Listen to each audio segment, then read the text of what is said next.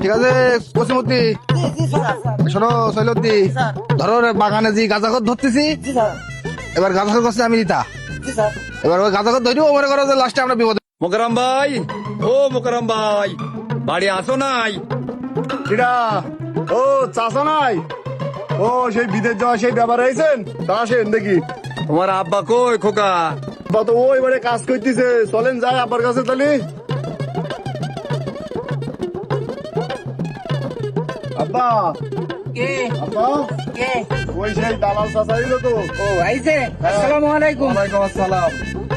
শোনো, বলো। আমি দুটো গরু ছিল বেচি দিছি। আচ্ছা মাঠে ওই মাঠে 5 কাঠা জমি ছিল বেচি দিছি। আচ্ছা টোটালে যাতে খরচ হবে 10 লাখ টাকা, আমার 9 লাখ টাকা অলরেডি কমপ্লিট। আপনি খালি কাগজপাতি কমপ্লিট করেন। ফ্লাইট কবে?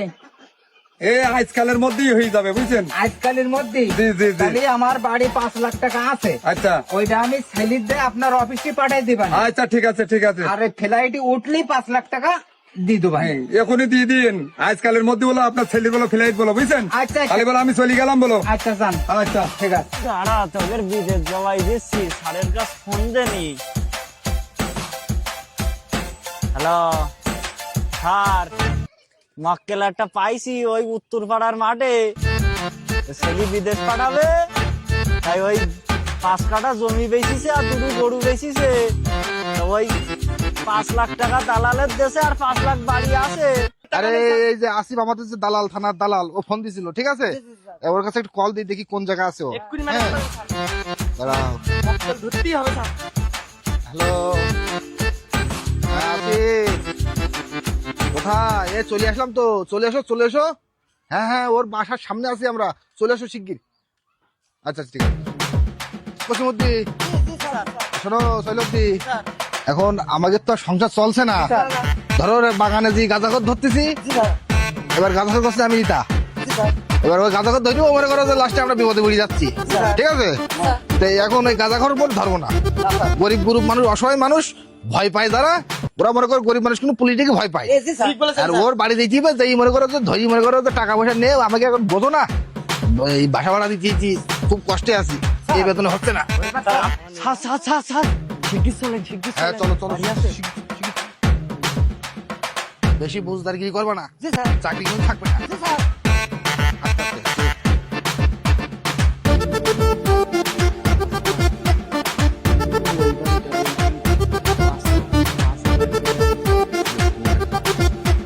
এই দেখো, আগে আগে যাও, এই হ্যাঁ আমি কিন্তু তামাক ওই ঘরের কোনায় থুই আইছি। আচ্ছা ঠিক আছে, সমস্যা নেই, তুমি দে ডেকে নেছো ওকে, দাও ডাক দাও, বলো স্যার আইছে। মোকারম ভাই, মোকারম ভাই, হে বাড়িতে আছে নাকি? হে বড় স্যার ডাকে আপনাকে। পুলিশ খেতে কি? পুলিশ কেন? আসতেছি স্যার, আসতেছি। কি বলেন, কি বলেন স্যার? তোমার নামে তো ভালোই অভিযোগ শুনলাম, তা থানার থেকে আমার বড় স্যার ফেলাইছে তোমার যাতে বড় স্যারের কাছে। তো স্যার কি হইস কি? কি হয়েছে বলতে পারবো না, ওই বড় স্যারই জানে। আমি তো কিছু করিনি স্যার থানে এসে আসামি স্যার। দাঁড়াও, তোমার নামে তো মামলা হয়ে গেছে। স্যার। আমি তো মাঠে চাষ কাজ করি, খাই, গরিব মানুষ, আমার নামে আবার কের মামলা? তুমি এই গাঁজার ব্যবসা করো?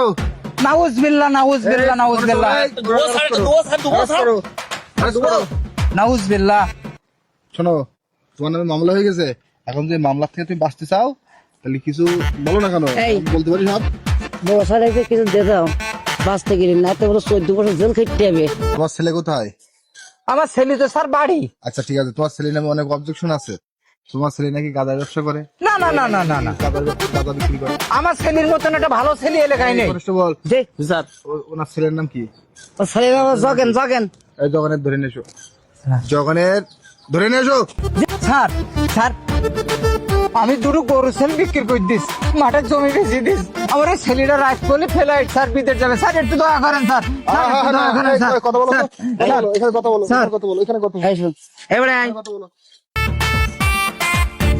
বড় স্যার আইছে যখন অন্ত 3 লাখ টাকা হাতে দে, হয়েছে ছেলেটাও বিদেশ যেতে পারবে, তুইও বেঁচে যাবি, আমরাও এই ফাঁকাটা বেঁচে যাবো, বুঝতে পারছিস? জীবন জেল কিন্তু না না, ওই ছেলেটার ভবিষ্যতে বলে 15 বছর জেল হবে, কথাটা আর মনে করে রাখিস। হ্যাঁ, আমি জমি বেচেছি, আমি গরু বেচেছি, আমার এই ছেলে বিদেশ যাবে, বিশাল আশা মনে। স্যার এই ক্ষতি করবেন না স্যার, স্যার একটু ক্ষতি করবেন না স্যার। আমি ক্ষতি করতেছি, বড় স্যারের হুকুম এটা। বড় স্যার কই, বড় স্যার বড় কই? স্যার আছে, এই পাশে ও আছে। বড় স্যারের কাছে তাহলে আমার একটু নিয়ে চলো, দেখি ওনার কাছে শুনে কি। এই স্যার, এই স্যার স্যার আমি গরু বেচেছি, জমি বেচেছি স্যার, একটা মাত্র ছেলে, খুব আশা করি বিদেশ পাঠাচ্ছি স্যার। স্যার এই ক্ষতি করবেন না স্যার, আমার ছেলের ফ্লাইট হবে না স্যার, স্যার আমার ছেলের ফ্লাইট হবে না স্যার। স্যার শোনো, আমি বলি, স্যার, শোনো। বলেন স্যার, বলেন বলেন বলেন স্যার। তোমার 5 লাখ টাকা আছে না? হ্যাঁ আছে আছে আছে। টাকা দাও দাও, আমি বলি, শোনো শোনো শোনো, 5 লাখ টাকা দাও, দিয়ে মনে করো যে আমরা অফিসে বলবো না, থানায় যেয়ে বলবো কি জানো, যে ও পাইনি কিছু, আর যদি না দাও লাস্টে কিন্তু ছেলে হারাবা, ঠিক আছে? যা বলে তাই শোন। দিয়ে দাও, বুঝলি? যা বলে সেটি শোন। টাকাটা এর কাছে দাও, দে। আমার এই বিষয়ে এখন আমার সাথে কমে আর কথা বলবো না তোমার। আমার ছেলের আর কিচ্ছু হবে না তো? না, না, না। দেখতে পারবে তো বিদেশ? আচ্ছা, তাহলে আমি টাকা নিয়ে আসছি। যাও, ঠিক আছে। আপনারা একটু দাঁড়ান। আর টাকাটা নিয়ে এসো তো, যাও। হ্যাঁ হ্যাঁ, যাচ্ছি স্যার।